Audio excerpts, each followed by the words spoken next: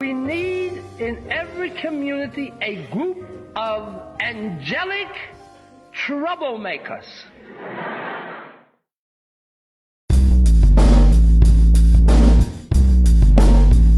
Social justice, power hour, power hour, power hour. Social justice, power hour, power hour, power hour.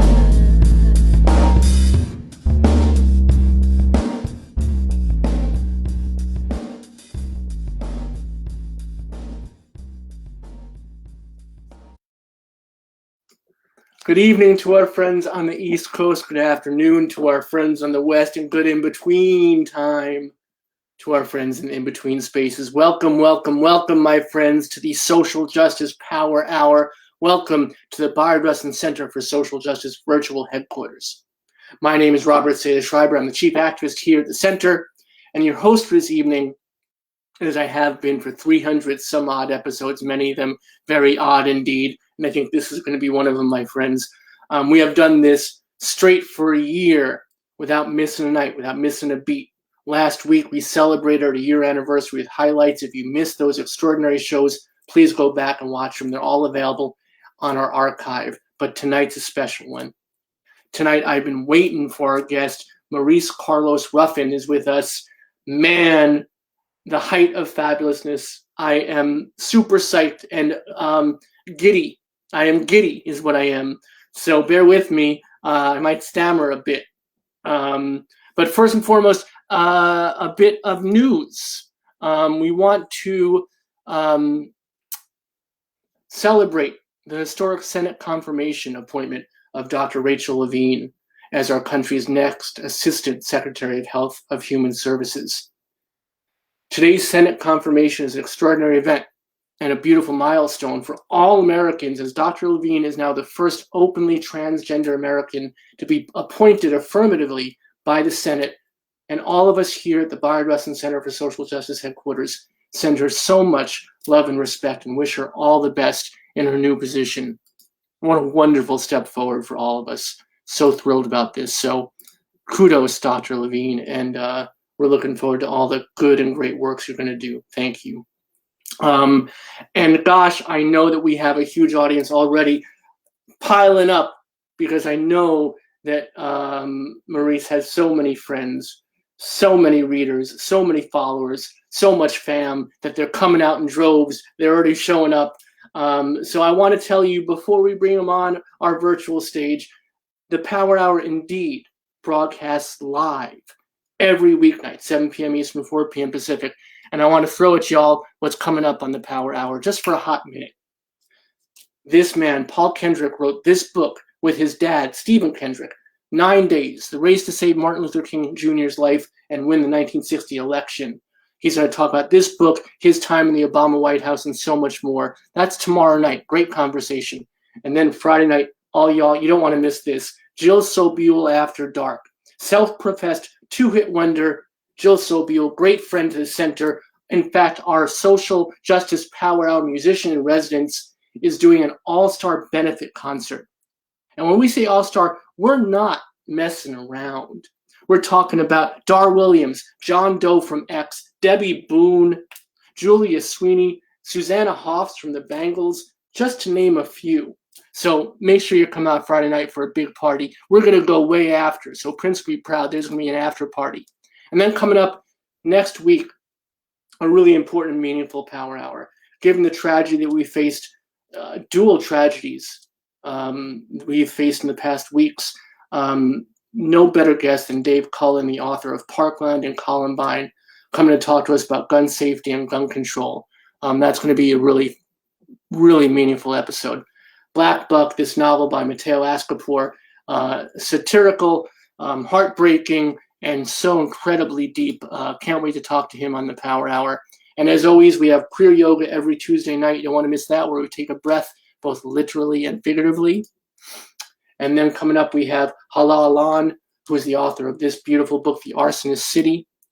We have Brian Broom. This book is going to blow up, folks. punch me up to the gods. You're not going to want to miss that conversation.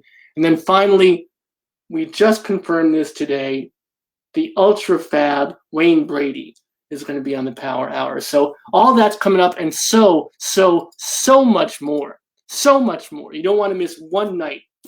One night. Tune in every night. But tonight is the end all be all.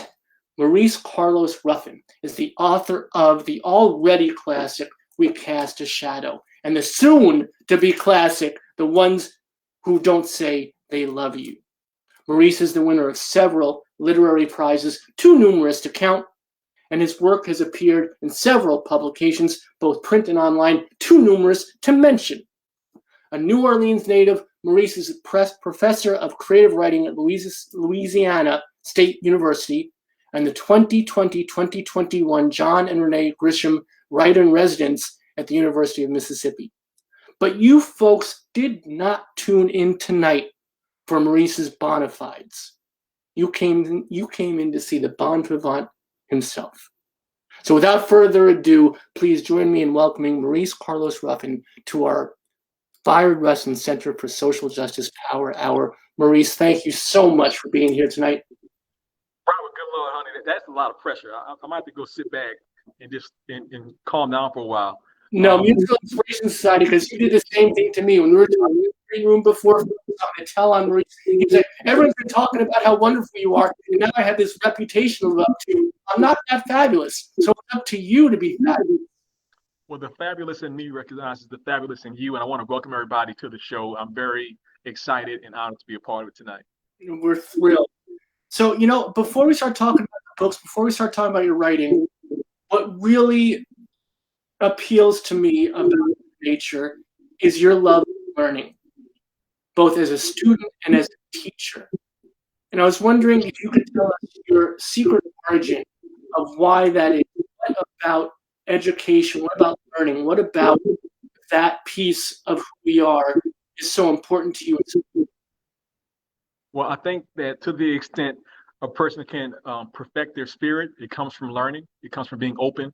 It comes from reaching out beyond yourself and trying to find what is beyond you. I think that the great problem of our time right now, as it has been for a very long time, is intolerance. And I feel like it lives within all of us. You can only fight intolerance through an understanding of others, through a love of others, and through empathy. And empathy comes from just trying to understand the world the best you can. I do my part by trying to have a diverse circle of friends, by trying to read diversity. I got a shelf full of books that's just always nearby at all times. I'm always seeking counsel of my friends out there in the world, and I enjoy it. I just love to learn. I always have. I feel like I'm lucky that way. I could have stayed in school my entire life, but I feel like now I am the school in some ways for some people. That's for sure the truth. But here's the thing: you're the school in two ways. You're the school figuratively through your work, your books, and you're the school literally through your teaching. So how do you find that balance? How do you find, okay, this is my teacherly voice and this is my literary voice? Is there a separation for you, or do they meld enough that they're all one persona? Oh, I think they're one and the same for me. I really feel like I have to educate myself in order to produce good work.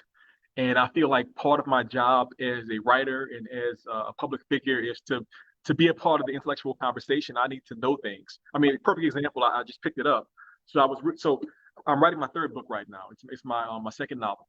And I was just reading some passages in this book by Walter Stern. It's called Race, Education in New Orleans. And I came upon some passages about Black women in New Orleans in the 1850s who owned like their own buildings, like, gigantic like corporate buildings. And I was unaware of that. I had no idea, because the narrative is always that people of color from that time period had no wealth, no property, no opportunities. Obviously, slavery existed, but there is a great history within my city, my hometown of New Orleans, of people making a way for themselves and building orphanages and companies and shipping concerns. This one lady had enough money to start her own school. She just like, you need $1 million? I got it. Let's do it just for Black folks. Let's do it right now. And so by coming across that randomly, it basically inspired the book I'm working on right now, where I'm trying to write a book about something that we don't often see, which is that we've seen a lot of movies and read a lot of books about what slavery was like. Obviously, things like Beloved, my great friend Robert Jones's book, The Prophets, which is one of the best books of all time. I could name many other films, 12 Years a Slave. But I was curious about, again, in my hometown, Louisiana obviously had slavery, and in New Orleans we had it. But you rarely get to see like a sort of the sort of lives of women in cities when they were enslaved.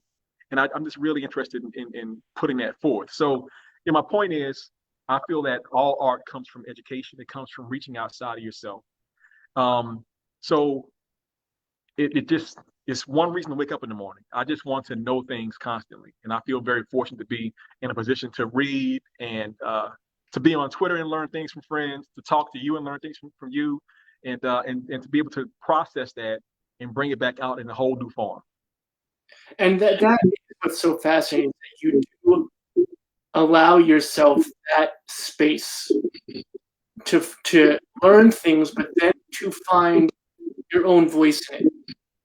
And that's something that is very difficult for a lot of folks, but you seem to find it very easily. Is it as easy for you inside your head as it seems to be when it comes down to us? Well, let me back up for a second. Whatever I do in life, Robert, I'm going to have a good time. That's just the bottom line. Maybe it's that New Orleans spirit. I'm always trying to enjoy myself. I mean, you call me a hedonist, that's fine. But for me, education is about enjoyment. I just get tickled when I learn something or I see somebody in a way I haven't seen them before. And so, the answer to the question is not hard for me. I think I have always been the kind of person who wants to sit down with an experience and take it in and just, be in this space of awe. Because, as hard as things are now between people with all the sort of divisions in the world, people are pretty wonderful for the most part. And I think that if we can sort of understand that wonder should be engaged with as much as possible. I mean, look, I've had people I've met in my life who should have been my enemies. And after they've known me for a period of time, they've kind of gone, how could I not be on your side? How could I not support you in your endeavors? And I think that, if I can push that kind of energy out to the world as much as possible, whether it's on Twitter or Instagram or through forums like this, I'm doing my work. And again, that work comes through education. Nobody knows everything. I mean, even as a Black man, from the South, I had to learn a lot of things by reading books by people like Baldwin, by learning about, Mr. Rustin, for example, by talking to scholars, by, making it a point to kind of go, you thought you knew what was going on. You knew 10% of it. Maybe I know 12% now, but that's more than I knew yesterday or last year. And that growth to me is one of the sort of great experiences that makes life worth living. Fabulous. You mentioned New Orleans a few times. I'm sorry, I can't pronounce it like a native. Nolans, right? Nolans? Is that close? Or is I'm not going to put you in that spot, Robert. You said however you want to say it. We love everybody who comes down to the city. I don't even think about it, but it's like a French version. It's like Nolans. Yes. And if you break it down, it's almost like noir, like black lands, like the Black lands, which is I like it. Because it's been majority Black forever. I mean, since its founding, pretty much, except for a few years in the 1800s. But yeah, look, my hometown is special. I rep it whenever I can. There's no place quite like it. Look, we ain't got that much money. We're not that fancy, but we know how to live life. And that joie de vivre is just a part of being from my hometown. My parents gave it to me. My grandparents gave it to me. My uncles and aunties gave it to me. And I'm very happy to be somebody who comes from a place that it's just lovely. It's just a lovely place. Love to hear it. Love to hear it. I do. This is a perfect moment for us to give a shout out to our mutual friend Michael Tesser, who introduced us, who was on the show a few months back, who is a wonderful person and a great author, author of the book on George Harriman, Crazy Cat. And he'll be back on the show in June, everybody. Just keep a lookout. There's a great book coming out that's collecting his father's photographs, and it's really so we're going to have him on Father's Day to celebrate. Michael's a good dude. He's a friend. He's a great father and husband. He's a good citizen of the community. He's an excellent writer as well. It's funny because I'm that kind of weirdo because I like to learn. I was already a fan of Crazy Cat before I even knew Michael. And I'm like, wait, somebody put a book out about Crazy Cat? Like this cartoon character from 100 years ago? And he lives in New Orleans? You gotta be kidding me.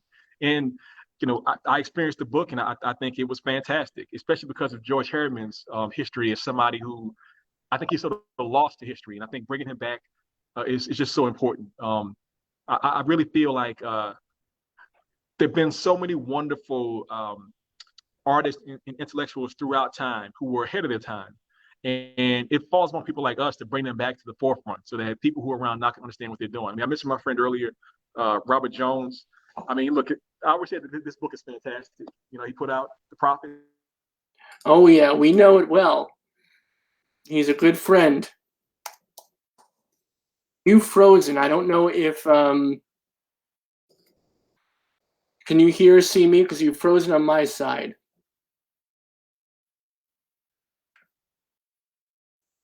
I'm going to try something right quick.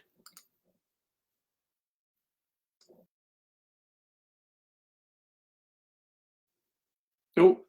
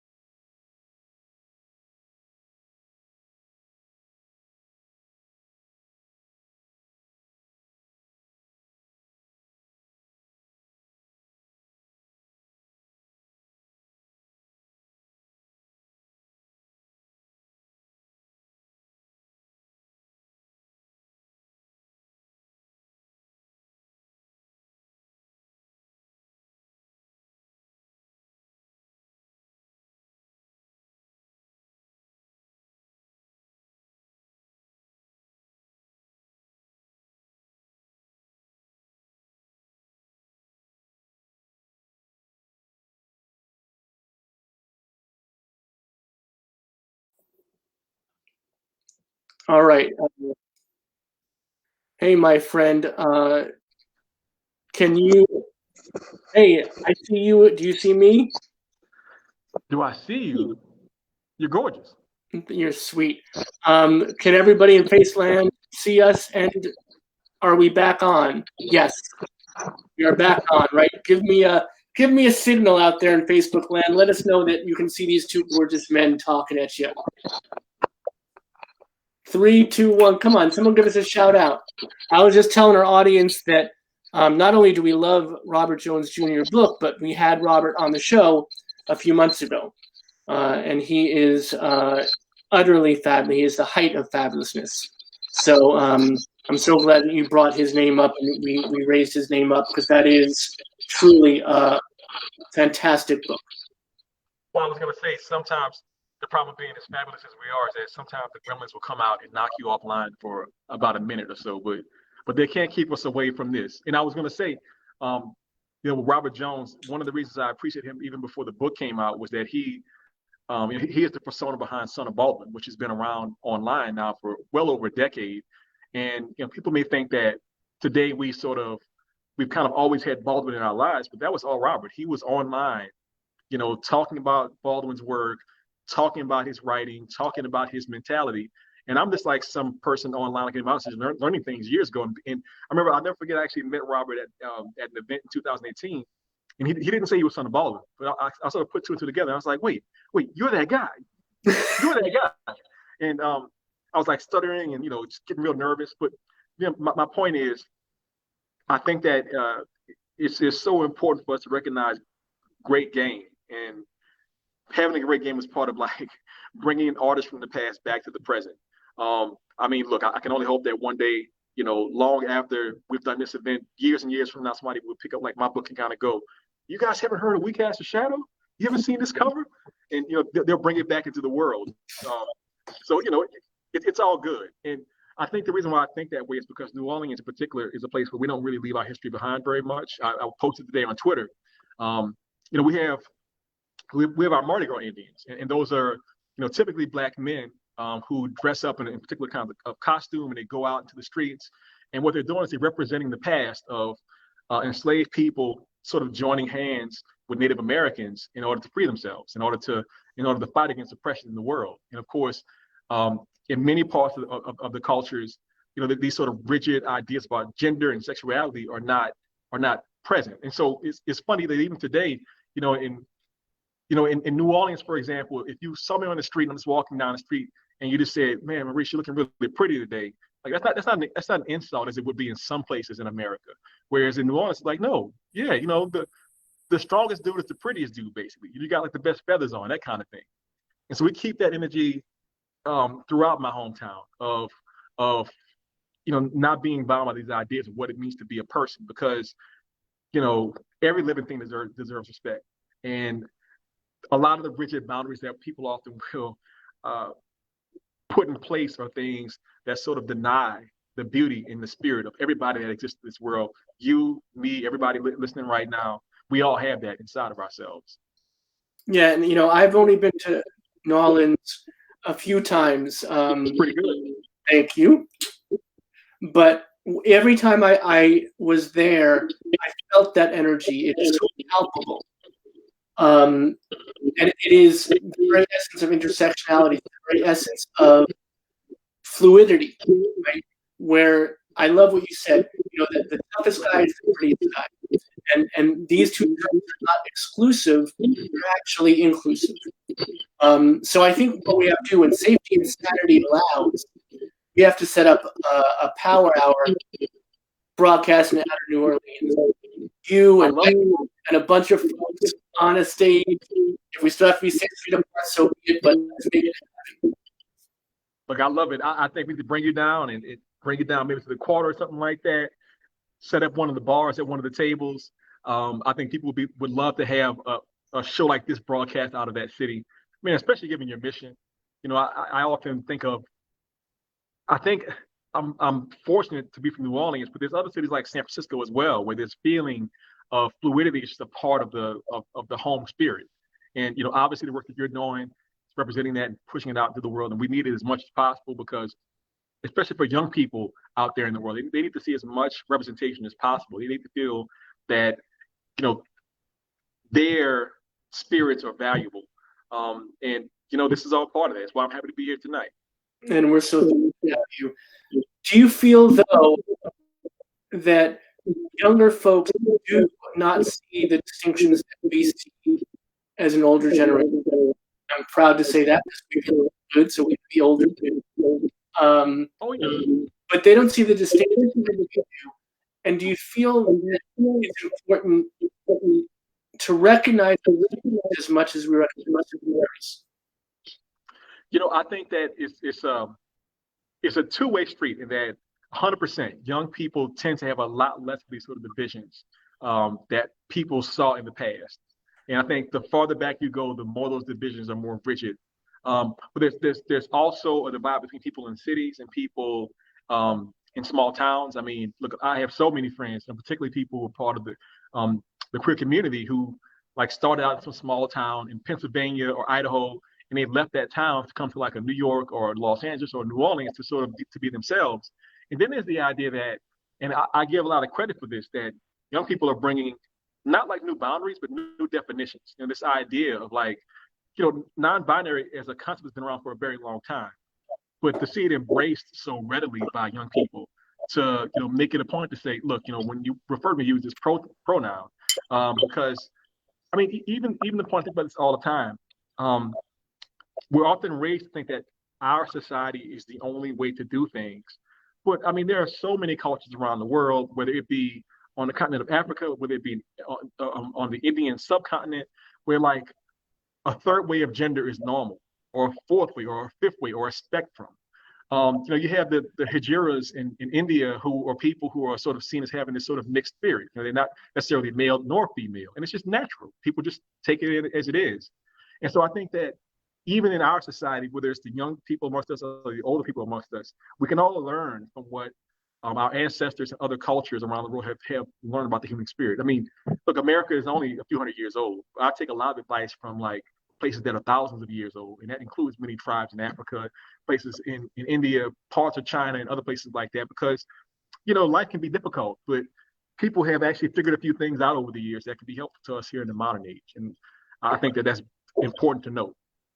I'm really digging what you said. It gives me such a window I didn't see before. And we've talked about this on the show before, but the fact that non-binary, that transgender, that all of these concepts actually are ancient and go back. And there are so many different cultures, tribes, and peoples that recognized it way back. So I love what your answer brings it to rational full circle.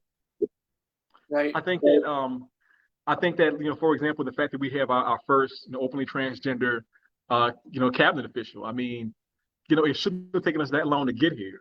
There shouldn't be this feeling that because somebody has that spirit, then they can't do a job. This person was in Pennsylvania doing that job for a long time, doing a fantastic job.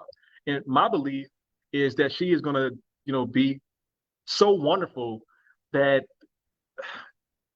many people who may not have understood, there's no problem here. There's nothing to be worried about. Don't even think about that. That's not the most important part of a person. I mean, it's a part of them. But the point is, we can all wise up. We can have a society in which we encourage everybody to live their truth and be a part of our society. It's just not that hard. We can have people be in every possible position and just be themselves and not sort of try and put them into a box or try and knock them into like a round hole, but they're a square peg. It's not that hard. No, it's not at all. But it's a journey, right? It's like we had Rafi Freeman on the show early on, and wonderful to have her on, and she was the first openly transgender senior staff member at the White House. So you go through her mind to today, Dr. Rachel Levine. You think about that journey that we're all taking, how we can make these marks along the way, make the next person make that piece work and inspire that next person. Yeah, I mean, if I saw Dr. Levine, I would just want to shake her hand or give her a hug or just say nice job. I really appreciate it. I think it's good for all of us to have you there in that place. And I wish her all the luck in the world. I can't wait to see how it turns out. Yeah, I mean, what's wonderful is she's so good at the job, and she's proven herself to be so worthwhile a public service that it's going to be a really wonderful thing to see that folks have no choice but to accept her for who she is. Just flat out. Imagine that. Yeah. Imagine that. It's very exciting. Let's talk about the first book. Yep. We Cast a Shadow. It's a beautiful book. It's a difficult book. Whilst you were writing it, did you intend it to be as difficult as it turned out? Yes. The short answer is yes. I mean, look, we have some pretty intractable problems we're dealing with right now in our society, around race, around gender, around sexual orientation, around the economy and capitalism. And I really feel like as a writer, look, I can't necessarily solve the problems, but I can make people think. I can make them question. I can make them analyze, and I can make them sort of move forward in their own spirit. So my book is very much about race. My book is very much about what it means to be a person in America, where we have this sort of this caste system that is designed to dismantle people's opportunities for no good reason at all. And I didn't want anybody to read my book and kind of go, "Oh, that was simple." I totally got that on the first read. I wanted people, regardless of whether they had never read a book that is quote unquote about race, or whether they were like a scholar who had read hundreds of books by other scholars. I want them to kind of go, "Huh, I didn't see that coming." And so the setup, the concept is itself designed to be something that's somewhat sticky. If you don't know out there, it's pretty straightforward. The main character is a black lawyer from the South. He's married to a white lady. They have a mixed race son. The story is set 50 years in the future, in which a lot of these race issues have gotten worse. You know, there's more police shooting more Black folks. We got more people getting incarcerated. You know, schools are doing bad things to Black kids. And so this man decides that he doesn't want his son to be identified as Black under any circumstances. So he wants to make him act white and look white. But of course, it's complicated because the kid has a birthmark on his face that is dark brown. It's getting bigger and bigger, despite the fact that he can otherwise pass for white. And so, you know, with that, kind of, what do you do with that? You know, as a reader, I mean, who are you going to root for? I mean, is it that the dad is an idiot? Well, it's an unusual solution, and I don't recommend it that somebody try and change their child. But I do think it's designed to make you ask the question, well, what do you do if the person you love the most is endangered by a system that is designed to hurt them? You know, I can only imagine what people like the family of George Floyd or Ahmaud Arbery, or, I mean, there's so many names. I mean, it's like this endless scroll of names of people who have been destroyed by this system. I can only imagine what they have, what their families have felt and what they might have wanted to do to sort of bring them back or avoid the thing that happened to them. Of course, it wasn't their fault at all. It was society's fault. And so I just think that a lot of what the book does is it interrogates that idea. It makes it so that you, the reader, can't have any easy answers. You have to sort of, you know, ask yourself time and time again, you know, what would I do if I was sitting in the same, you know, space as this man or this woman or this child in the book? And the book we're talking about again is We Cast a Shadow, our wonderful guest, Maurice Carlos Ruffin. And Chris, our beautiful dedicated volunteer, is giving you a link to buy the book. As we're talking, if you want to buy this book and his next book is available for pre-order on our bookshop.org list, which is all the authors on the show. And this is a stunning book, but also a different book. And we're talking about that because truth be told, did you personally have back, whether from peers or from family or from friends, thought didn't understand what you were trying to do? Well, I think the way the book is constructed, some people may have assumed it was a lighter book. The first segment of it, which is maybe 50 pages or so, is very fast paced and comedic, and there's humor throughout the entire book, which is my style. I'm from New Orleans. It's going to be funny. I can't help that. But definitely there's some turns in the book where you're kind of like, oh, wow, that was a little bit darker than I expected. What I noticed is, like, I had the experience time and time again. You know, I would just be minding my business, you know, sitting in the house, whatever like that. And somebody would like send me like a Facebook message or a tweet or something like that, or, you know, a direct message. And in the first 50 pages, they would go, oh, wow, this book is great. I'm enjoying it so much. And then, like, you know, 100 pages later, they would kind of go silent for a while. And then in the back part of the book, they would go, you know, thank goodness, I'm so glad I read this book. You know, they might say, for example, I didn't quite understand why the main character was doing what they was at first, but because I'm a parent, because I have children that I love, because I can see what's happening in our society, I understand this guy now. Maybe I don't agree with everything he does, but I understand him. And I think that you know, for me as a writer, that's a huge compliment. I don't want somebody to kind of go, you know, yeah, I read your book in, you know, 3 hours and forgot about it within 2 days. I want them to kind of go, you know, your book put a hook in me and it's still there months and months later. And I've heard that, you know, different versions of that many, many times over the past few years. And I really like that. I'm really glad to hear that. And I love that piece that you said where people say, I don't agree with what he's doing, but I understand it. And that is the moment of forgive me for engaging in this hyperbole, but it's certainly the absolute truth. That is the mark of a great writer. Well, you know, I think I'll do some breaking news here. I haven't even like really announced it on my own social media, but so it's been picked up by HBO Max, and you know, so there's some producers and there's some actors attached to it, and so, you know, that's going to be a formal thing very soon. But, you know, I think that, you know, books like this get picked up to be made into TV shows for a reason. It's because you can do a lot with these characters. I think that, again, maybe you don't agree with what the guy is doing, but you're definitely going to learn a few things. You know, sometimes in life, you learn from good examples and from bad examples. I think he does both of those things throughout his narrative, and the same for his wife and the same for other characters in the book. And so I just think that I tried to write the kind of book that I myself like to read, you know, books that feature complex people. You know, they aren't really any heroes and villains. It's just people just trying to live their lives under the best circumstances. I asked myself a few times in writing the book, why is he trying to turn this kid white? Like, why wouldn't he just like go to a protest? And the answer he gave me, like my character talking to me, he was like, I can go to a protest, and people do it all the time. That's a wonderful thing to do. We love protesters, but you have to understand that protest creates change that takes time, and often it's generational change. I mean, there were people who were fighting for the Civil Rights Bill as early as the 1950s, even before that. It took decades to get that bill passed. If you're dealing with a child, you're trying to protect your child, and it takes decades to fix a problem, they may not survive that long. And so this person goes, I got to save my kid right now. And I don't care what you got to say about that.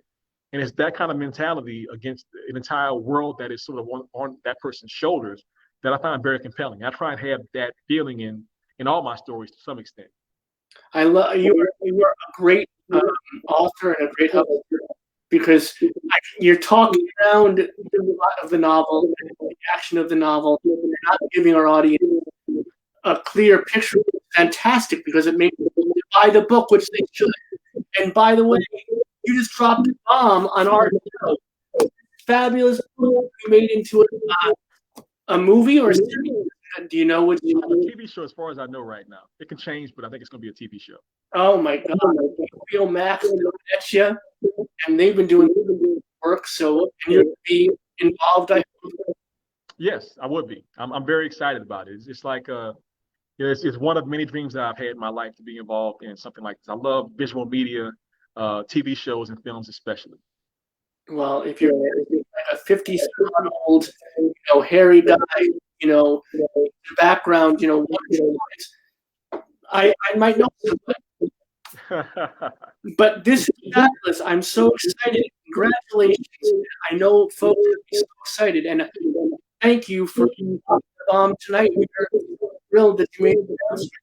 It's so well deserved. I'm so happy for you. Thank you, Robert. What a great part of your journey, and how freaking well deserved. Let me say it again. Can't wait. Wow. And it gives us an excuse to have you on again. When not hopefully before that. So before we get to the next book, the one that's coming out very, very soon, I read a story that you went to, and I want to get this on, like a survivalist textbook, right? And that experience was so interesting to read about, the perception of it. So I was hoping you could share with us what that was like going there. And the person I went with thought it was such a monumental moment. And for you, it was like, no, you have to understand this is just how we live each and every day, right? Yeah. I mean, it's almost kind of hard to talk about. I mean, I really feel like. I want to, if it's something you want to share. No. I definitely want to talk about it. Let me clarify. So which part of it you want me to talk about? Well, what brought, what really made it for me to read was this idea of how we walk around and how many of us don't realize what other people have to do to survive just whilst walking around. Maybe something that really hit me hard. Yeah, I mean, I think it's one of the biggest problems we deal with in our society, because,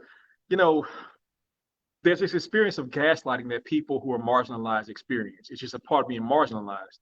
So whether you are, Black or BIPOC or queer or a woman, often you have these experiences that are very dark and painful, because people look at you and they see your identity and kind of go, oh yeah, I don't have to give this person any respect.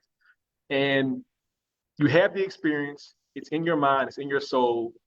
You really had this thing that you experienced. And you tell somebody and they kind of go, oh, well, it can't be that bad. Or I haven't seen that in my own life. I so often see in media when, say, a woman accuses somebody of physically hurting them, they'll say, well, I know this guy, he's such a great guy, but this is a guy saying it. It's like, well, he wouldn't do that to you because you're also a man, for example.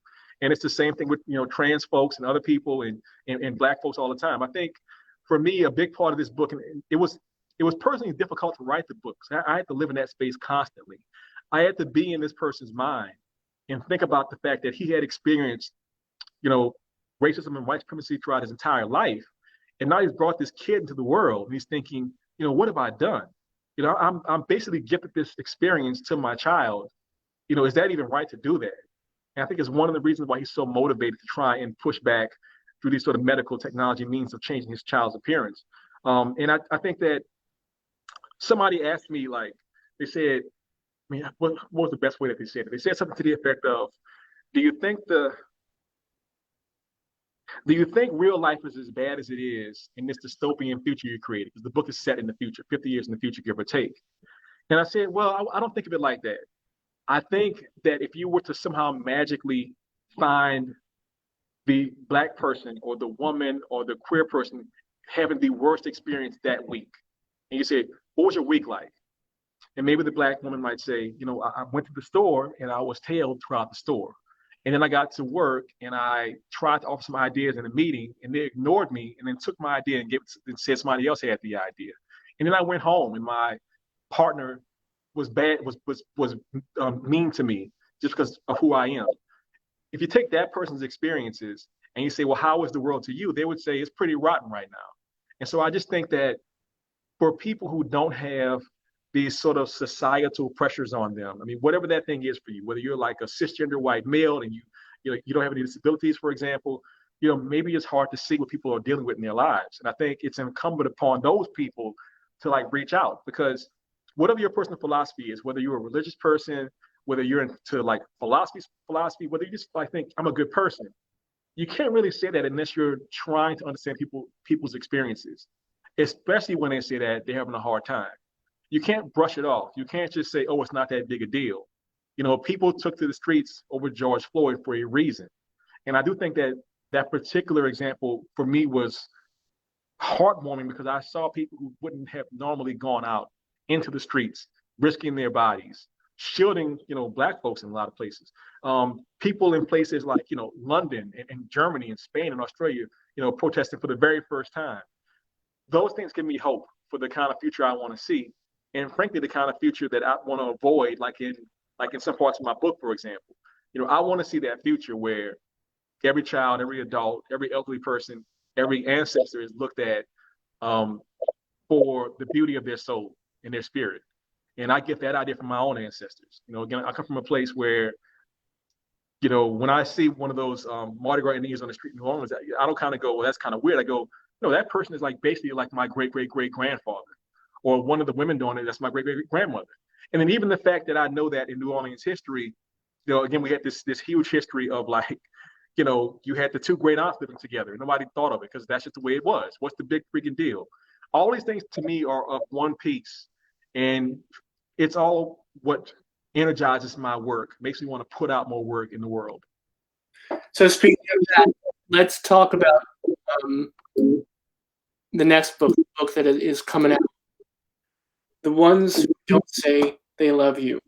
So first and foremost, this is, I haven't had the pleasure of reading this yet. Someone has to send it to me. I haven't gotten it yet.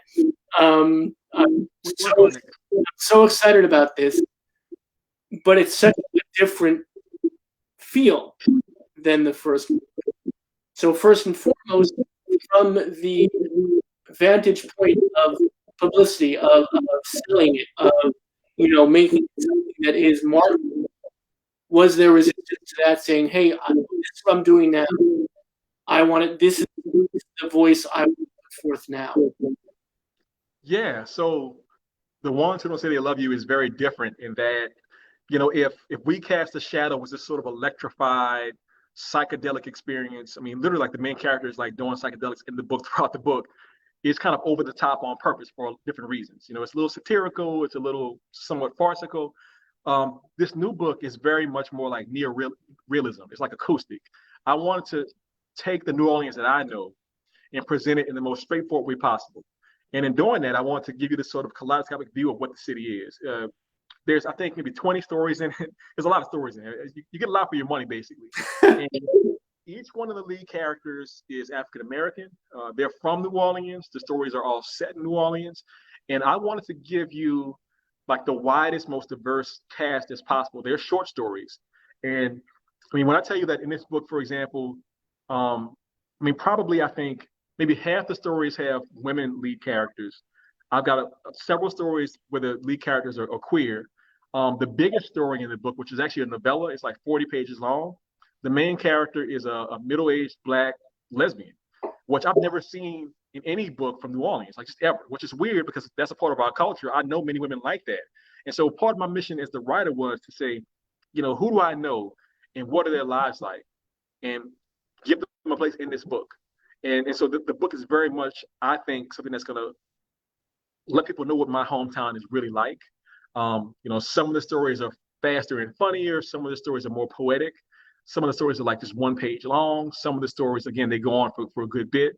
And I think that, it's the kind of book that I want to read. And I hope that people, I hope that the kids in my town are kind of reading and go, oh, this is a pretty good book, but I could do better than this and write their own short story collections. I want to see them doing their own version of showing what my hometown is like.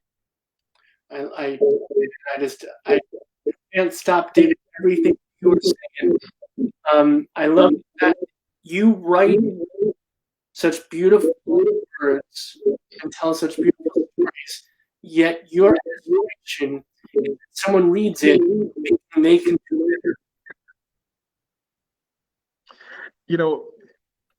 It's the thing about it. I feel like New Orleans is so strange that we have a very vibrant culture. So we're known for our food, we're known for our music, we're known for our architecture. It's a meme that's been going around for years in New Orleans. It kind of says that everything you love about New Orleans is because of Black folks, which is to say a lot of our history and a lot of our culture comes from the Haitian immigrants from back in the day, some enslaved people that came from Africa directly, so forth and so on, our Native American brothers and sisters, and non-binary people. And I think about, in my work, what does it mean to give voice to people who haven't had their voice before? Because even though we have, we got Lil Wayne, we got Louis Armstrong, we got Irma Thomas, and I can go on and on and on. We don't have that many literary books coming out of the city. And I think a lot of that has to do with, frankly, the effects of white supremacy. We are a majority Black city. We have been for most of our history. And yet there is a big divide between people who have the sort of educational possibilities and opportunities and the sort of financial attainment to sort of sit to the side and write a book. And so I'm hoping that people like me and my friend Sarah Broom, who put a book out a few years ago called The Yellow House, that we can be a sort of vanguard for this new generation of writers coming out and showing their stories. I mean, we have so many amazing people, again, of all ages. I mean, the queer culture, we have people who are practicing religions you don't see anywhere else in the world. We have this connection to the past that is as fresh as it was probably 500 years ago. I want to see them write their own stories, and I'm just here for it. What else can I say? And it's amazing how you seem to get joy from amplifying others' voices. And it's a very rare and beautiful thing. Thank you for that. Let's talk about Nolans. How to do that time. That was different, but that still works. All right, so I have two variations now to work. I think this is a city that not only survives hardship, but thrives because of it. And I think that it survives fabulously. And you talk about white supremacy and Black writers and Black folks being such an integral part of the town itself, of the city itself. But you also look at Hurricane Katrina after that, and how absolutely it is the perfect model of community, how everybody came together. But then you look at this year where Mardi Gras was not what it could be, and you saw all of these beautiful houses where there would have been dead. People had their houses floats, had their houses dance, right? And another crystal example of what this city could be. New Orleans, I think we got an unkillable spirit. I think what it really comes down to is very simple. You're going to protect your family. You're going to protect your community. You're going to want to stand up for the things that make you who you are. And so, throughout our history, throughout the challenges we've had throughout our history, it's just normal for us to just get back up I mean, we have been destroyed by hurricanes. I mean, probably 4 or 5 times in our history. We have been burned down by like conflagrations in like the 1700s, 1800s, like 3 or 4 times. We went through a phase in which New Orleans, like 170 years ago, had like yellow fever for like 50 years straight. People just like 5,000 dying like a year, just like that. And so I think that what happens is that if you're living a life where you're always on the edge of destruction. I mean, like right now, if you're in New Orleans, you're sitting in like this bowl that's surrounded by water on all sides, and if any of those walls break, you're in a pool. Like you're just like in a, you're in a bowl full of water. Living in a situation like that means that people are going to live their lives to the fullest for the most part. I think it's a big reason why, again, our musicians are always out there playing. Why our people who, are making clothes, fashion, are so into it. Why people who are like the poets. I mean, the poets they won't shut up. They're making poetry constantly. I love it, right? And so I think it's almost like, a bird that knows the winter is coming.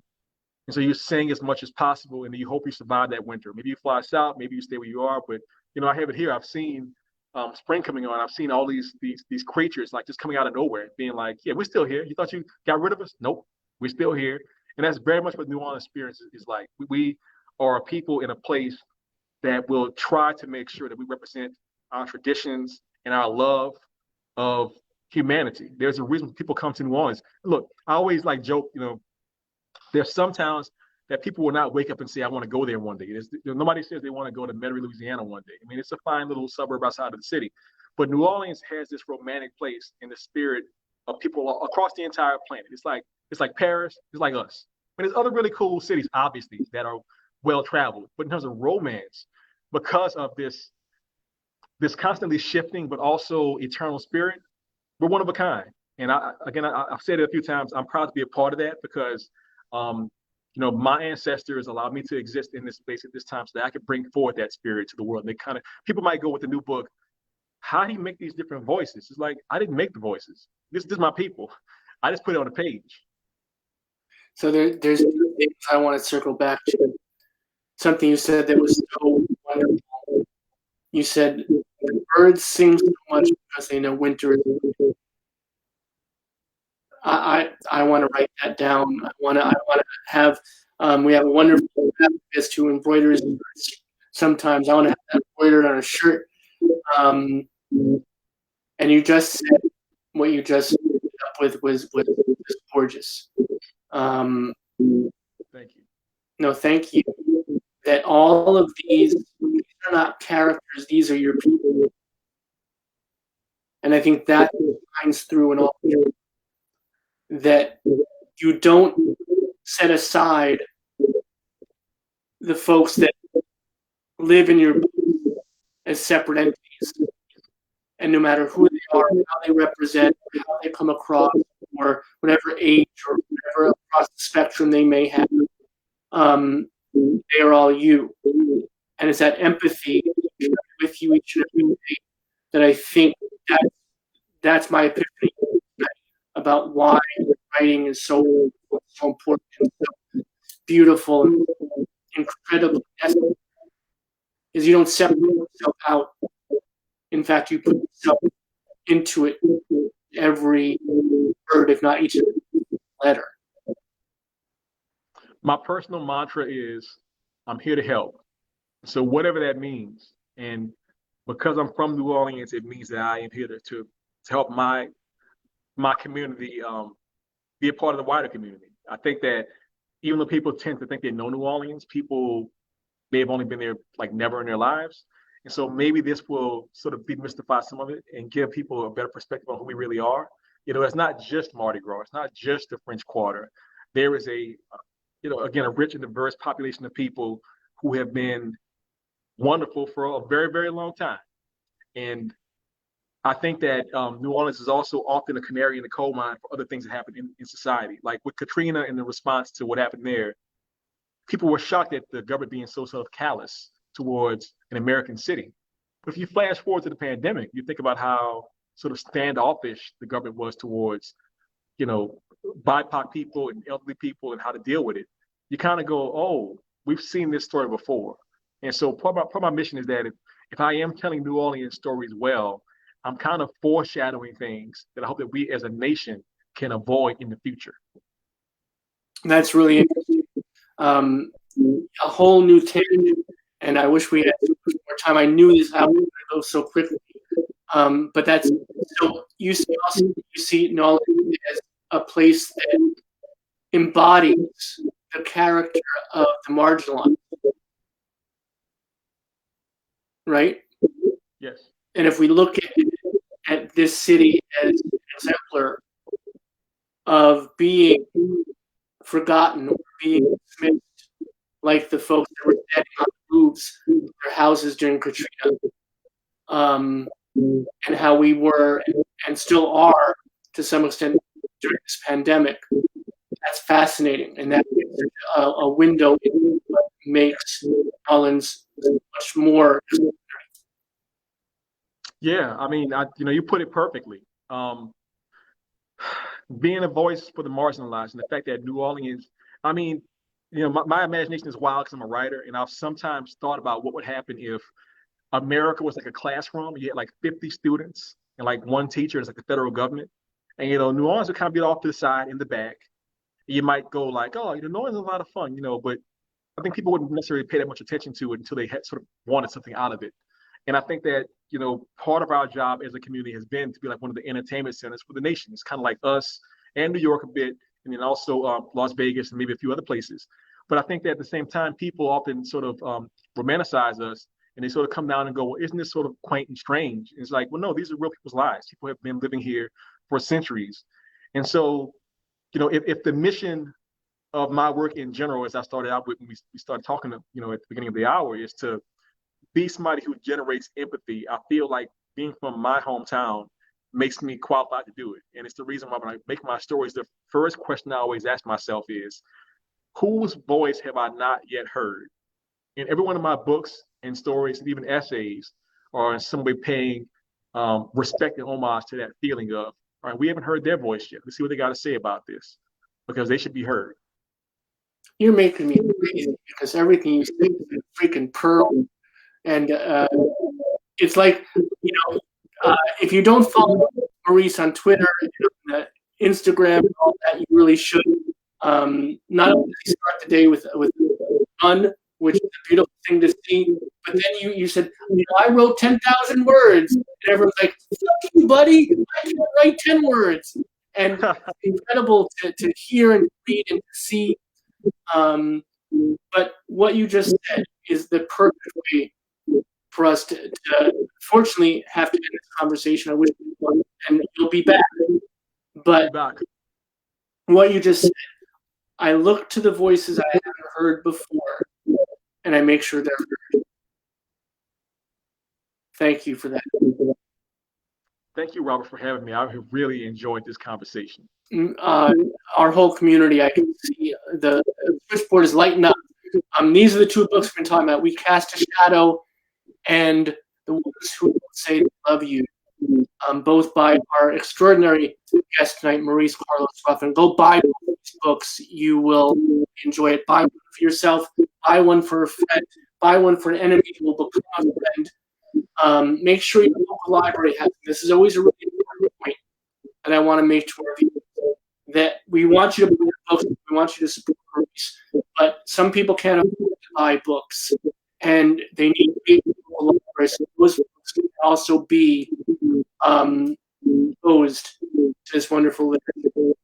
So thank you, friend. We will have you back on the show. It's been a wonderful conversation. Appreciate your time and your team spirit. Thank you. This made my week. Thank you. All right, be well, Mike. See you soon. So that is Maurice Carlos Ruffin, everybody.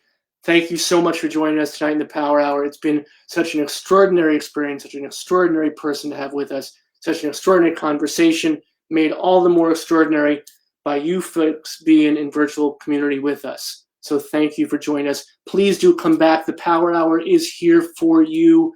Be here with us, 7 p.m. Eastern, 4 p.m. Pacific, every single weeknight. We'll see you again soon. Until such a time, be good to each other. Be good to your families, chosen or otherwise. And most especially, and this is important, this is really, really freaking important, and most of us don't get it, but be good to yourselves, because you need it, and we need you here with us. Much love and respect, all y'all. We need in every community a group of angelic troublemakers.